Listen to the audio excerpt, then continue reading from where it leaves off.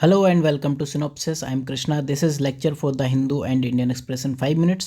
आप इस लिंक पर जाकर इसके जो करंट अफेयर्स हैं फ्री पीडीएफ है वो डाउनलोड कर सकते हो. Other courses you can see hair.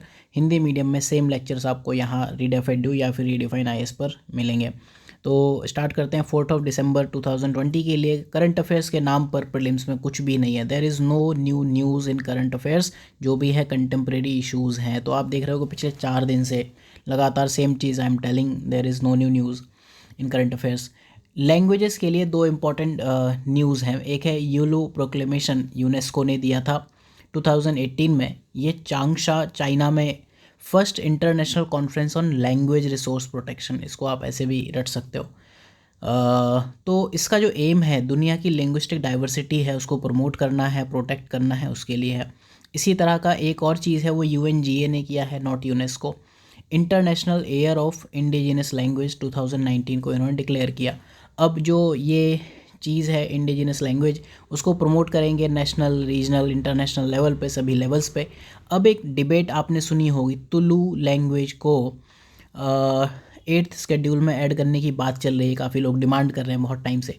Tulu से रिलेटेड अगर आप फैक्ट देखो तो इसको one of the best decent languages of Dravidian family कहा जाता है. तुलु नाडु कर्नाटका के 2 district, I think Dakshina Kannada and one more, plus Kasaragod of Kerala. ये लोग मिलके अपने आप को कहते हैं कि हम तुलुनाडु के हैं. कसारागोड को एरिया ऑफ 7 लैंग्वेजेस कहा जाता है. तुलु उसमें से एक है. अब ये लोग की डिमांड जो है, दे आर टेलिंग कि हमारी मणिपुरी और संस्कृत जितने ये लोग बोलते हैं उनसे ज़्यादा हमारी पॉपुलेशन है, फिर भी आपने हमें इस शेड्यूल में अपना दर्जा नहीं दिया. कॉन्स्टिट्यूशन में आर्टिकल 29 कुछ कहता है.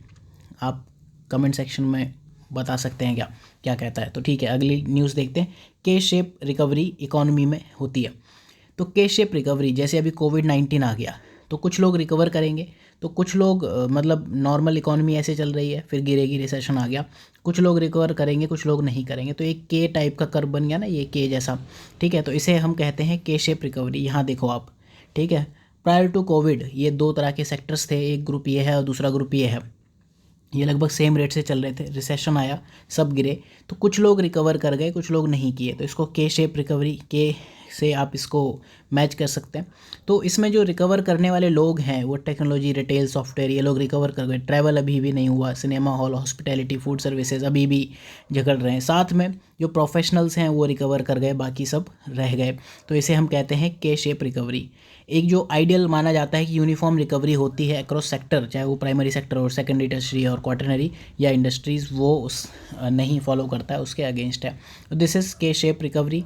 इसी तरह से एक और न्यूज़ होती है, दैट इज़ के कर्व या कुजनेट कर्व.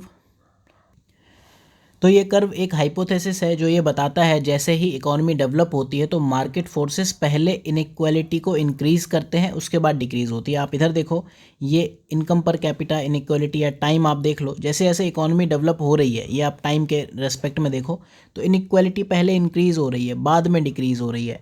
साथ में इनकम पर कैपिटा किस तरह से जो होती है, जो लोग की इनकम कम है उनमें इनइक्वालिटी बहुत कम होती है. जैसे गरीबों में इनइक्वालिटी कुछ नहीं है भाई, तुम भी गरीब हम भी गरीब.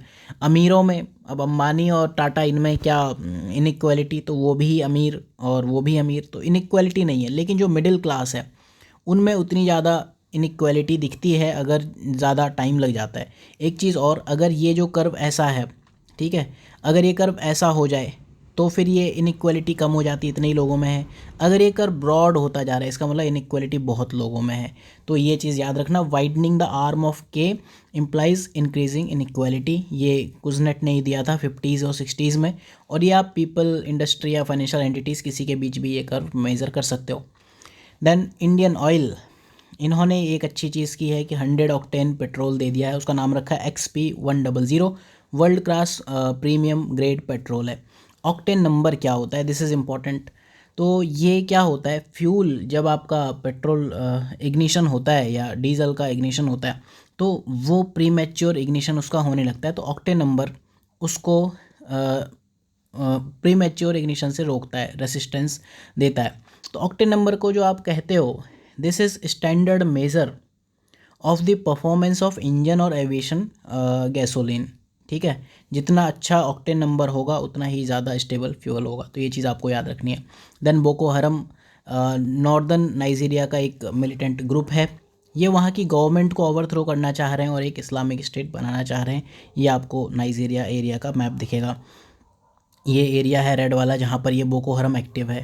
देन इसके बाद जो न्यूज़ में है हॉर्नबिल फेस्टिवल, ये हर साल न्यूज़ में रहती है। Indigenous warrior tribes of Nagaland ये लोग चलाया करते हैं।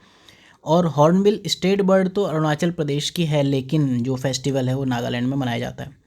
देन इसके बाद वर्ल्ड मलेरिया रिपोर्ट WHO ने लॉन्च की। साथ में इन्होंने एक HBHI इनिशिएटिव भी लॉन्च किया, high burden to high impact initiative. तो ये WHO ने 11 हाई मलेरिया बर्डन कंट्रीज़ में लॉन्च किया, जिसमें इंडिया भी एक है। इंडिया में काफ़ी ज़्यादा लोगों को मलेरिया होता है, ठीक है। तो 4 टाइप के पैरासाइट परजीवी जो होते हैं, पैरासाइट आप जानते हो दूसरों का खून पी के जीते हैं जो, ठीक है। Plasmodium, falciparum, vivax, ovale and malaria, इन लोगों से होता है। ये कॉज्ड बाई, ये रीज़न है, और स्प्रेड करती है फीमेल एनाफिलीज मॉस्किटो। तो ये याद रखना, इससे पैदा नहीं होता है, पैदा तो पैरासाइट करते हैं, प्लाज्मोडियम करता है, लेकिन ये स्प्रेड किया करती है इधर से उधर, आपका खून चूस के दूसरे की बॉडी में ट्रांसफ़र करना। देन इसके बाद nuclear magnetic resonance test, NMR test. ये एक एनालिटिकल केमिस्ट्री की टेक्निक है, एक टेस्ट है जो क्वालिटी कंट्रोल और रिसर्च में यूज़ होती है। तो ये क्या करता है, किसी भी प्रोडक्ट की प्योरिटी या मॉलिक्यूलर स्ट्रक्चर बताता है कि कितनी ज़्यादा प्योर है या नहीं। तो हनी सैंपल लिए गए इंडिया से, और जो जितने भी बड़े बड़े ब्रांड्स हैं, चाहे बाबा का हो, डाबर का हो, अमिताभ बच्चन का, वैद्यनाथ, झंडू पंडू, सब फेल हो गए इंटरनेशनली एक्सेप्टेड इस NMR टेस्ट में। अब जो NMR टेस्ट है, इंडियन लॉ तो रिक्वायर्ड नहीं है अगर आप लोकली बेच रहे हो, इंडिया के अंदर ही बेच रहे हो, लेकिन अगर आप एक्सपोर्ट कर रहे हो तो फिर NMR टेस्ट आपको करना ज़रूरी है। तो जब भी आप हनी खा रहे हो तो ट्राई करो कि भैया इन सब लोगों से दूर रहो। देन इसके बाद international association of insurance supervisor, IAIS। तो ये वॉलेंट्री मेंबरशिप है, याद रखना वॉलेंट्री है।